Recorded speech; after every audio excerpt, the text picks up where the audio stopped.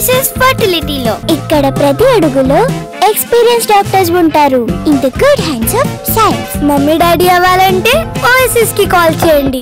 భారత ప్రభుత్వం సిరియాలో ఉన్న ఎండిన్స్ ను తరలించేందుకు ఆపరేషన్ చేపట్టింది. నేడు దాదాపు 75 మందిని దేశానికి తరలించేందుకు చర్యలు తీసుకుంది. పశ్చిమాసియా దేశమైన సిరియాలో తిరుగుబాటుదారులు డమాస్కస్ను స్వాధీనం చేసుకున్న తర్వాత అధ్యక్షుడు బషర్ అసద్ దేశం విడిచి వెళ్ళిపోయారు.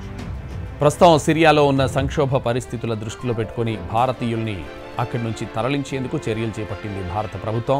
మొత్తం 75 మంది మొదట లెబనాన్కు చేరుకున్నారని, అక్కడి నుంచి వాణిజ్య విమానాల ద్వారా భారతదేశానికి తిరిగి వస్తారని తెలిపారు భారత విదేశాంగ శాఖ అధికారులు.